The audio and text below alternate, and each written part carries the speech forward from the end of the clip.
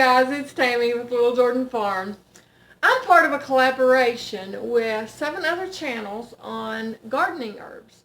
And through this, we just hope to strike up more interest in folks to know more about the actual herbs that we have available to us and even the properties that they consist of. In this particular video, I'm going to be going in depth more than I normally do in my holistic holistic herbalist videos for this collaboration. And generally I don't go into this depth, and the reason I don't is because I'd like to strike people's interest to want to dig in and learn more for themselves. Just because I think it sticks sometimes better if you're taking this in yourself. So with that said, I'll go ahead and get on with the video and show you some ways that you can prepare chicory and the medicinal as well as the edible principles and properties of this herb. It is an herb. So enjoy the video. God bless.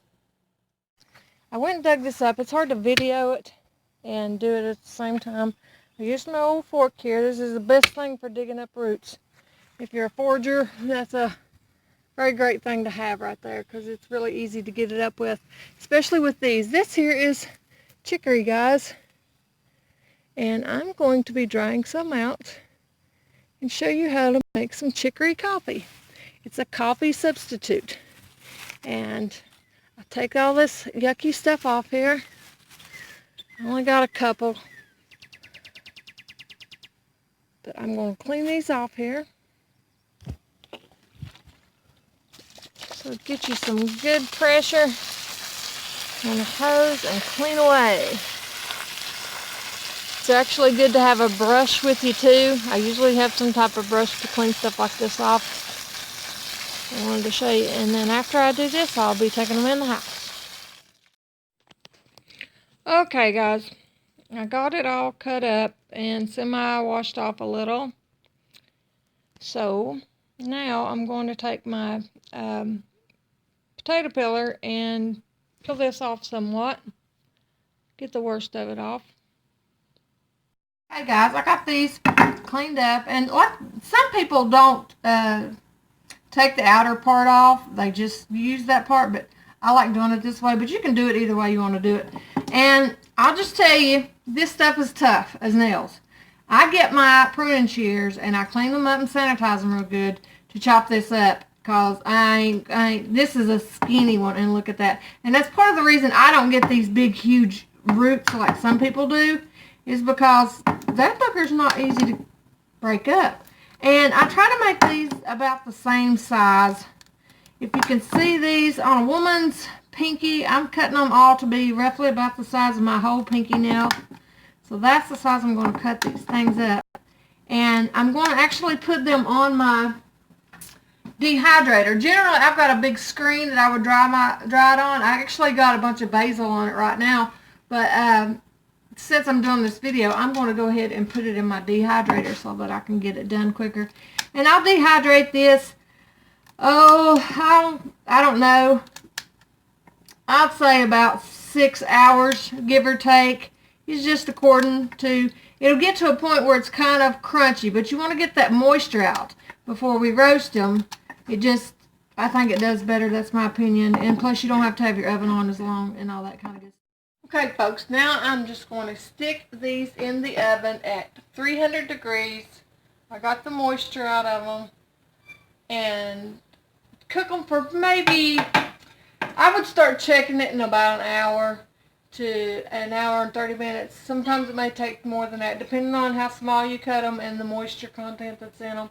But when they get crunchy to where they kind of, you can pinch them and they kind of crack in your hands. And 300 degrees, because you don't want to scorch them or anything like that either. So there we go. Okay, so let me tell you a little bit about this herb, chicory.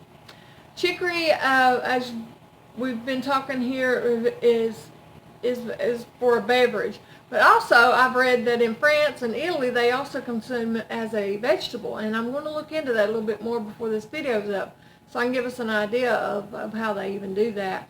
But two of the properties that I greatly appreciate about this herb is, for one, lactucin cerealia. I'm thinking I'm pronouncing that right, but I'll refer to it as lactucin. And what lactucin, if I don't get tongue-tied before it's over, is it's a cytotoxin. And what a cytotoxin is chemotherapy and radiation are referred to as cytotoxic.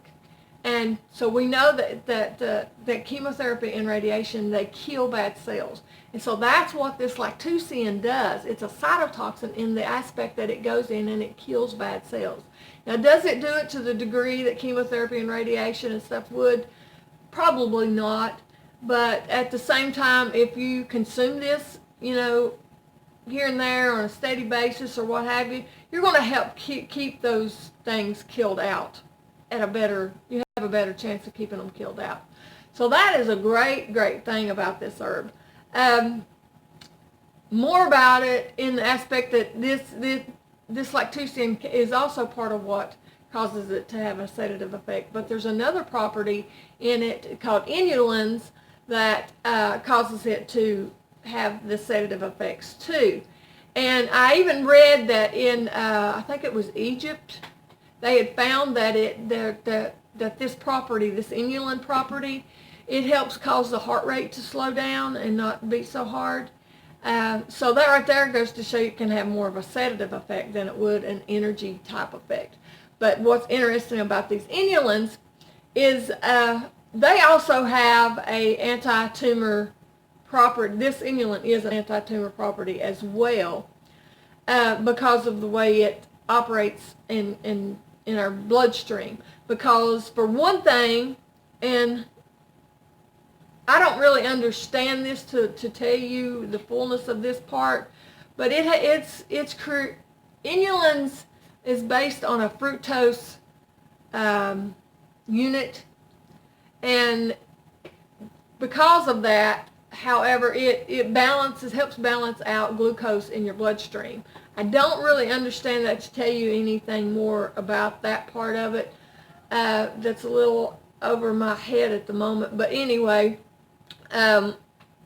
something else about that though, which is really cool, is it helps lower your lipid counts in your cholesterol, which is really great because God knows that this country has all kinds of cholesterol issues. And so if we find something natural like this and that will help keep our lipid counts lowered, that's great. And another great thing that I really, well, it's also antimicrobial, which is really good. That's what I use my mullein for, is my antimicrobial benefit. So I don't necessarily use chicory for that benefit, but you can use that for that benefit. And I think this is last, not least, that I can think of. But it's a very good property about this is it's anti-osteoporotic, and what that means is it's the opposite of osteoporosis. Osteoporosis is where your bones do not absorb minerals and vitamins good from, in your body. But what chicory does is it helps you be able to absorb, helps your bones be able to absorb minerals and vitamins better, which is a super great thing, because the older we get, the more our bodies do not absorb these things. So these are some really great properties that chicory has. I need to start harvesting in a bigger degree than I do for these purposes. And like I said, for the antimicrobial properties, I wouldn't use this for, just because I really love the mullein for that. It's great for that.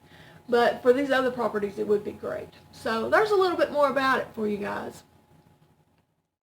Okay guys, I got it done. Let me put it in here so you can see it a little better.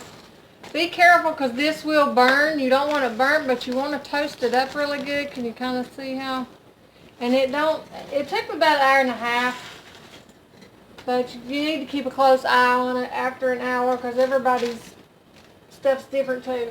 Now at this point, I'm actually going to use my coffee grinder to do mine with. But I have a coffee grinder. Get it in there. You can use a mortar and pestle, which would be good. And I use this a lot until I got my coffee grinder. And as long as I've got electricity, I'll be using that booger. And if you don't have that, you can always put it in something and beat it with a hammer. You know, put it in some type of bag and then double layer it so you won't tear your bag up. And beat it with a hammer for that matter. But you want to be careful not to get it over fine, depending on how you're going to use it. Let me get this ground up here. Okay, guys. It smells good too.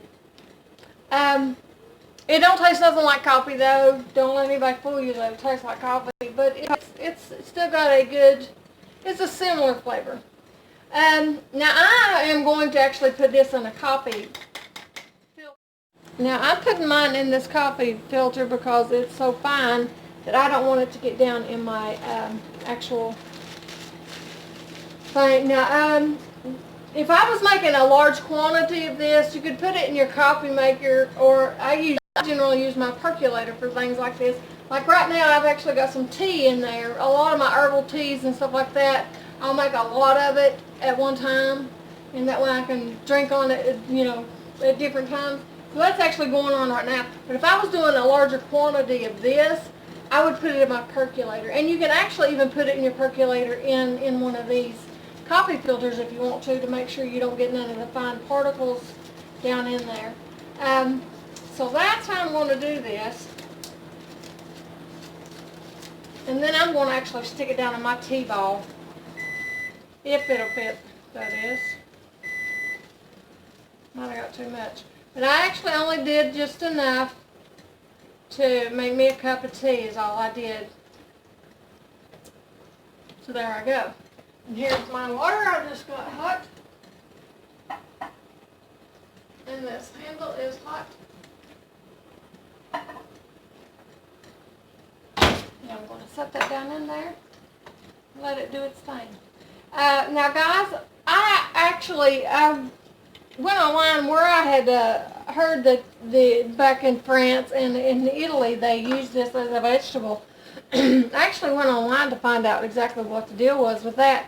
And they would take the leaves and saute them, kind of similar, well, kind of similar to what we would do greens, which I would boil my greens first. But from what they did, they sauteed them in stuff like lemon juice, and they put some red pepper flakes. They said chili flakes is what they said. Salt and pepper, olive oil, a little bit of lemon juice, and garlic. And they sauteed the leaves in that, and that's how they made it into a vegetable. So I thought that was interesting. I may try that at some point. I don't know. But this is already turning a little bit. My handle's too hot. I'm sorry, guys.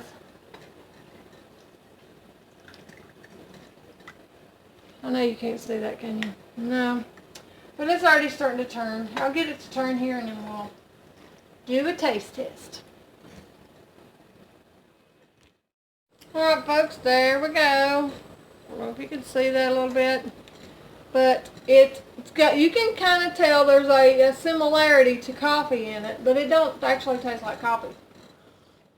Alrighty guys, well if you haven't tried Chicory coffee, I encourage you to give it a try because it's a very tasty coffee. And don't forget that in the description below I've added the other participants of this collaboration. And I encourage you to go check out their channels and see what all they have to offer. There's some good people in there. And if you haven't subscribed, I encourage you to subscribe and to find out what else I have coming, as well as what I've already been doing. And give me a thumbs up. Those thumbs up really help us, folks. And we appreciate you. And God bless. Hi, Tammy.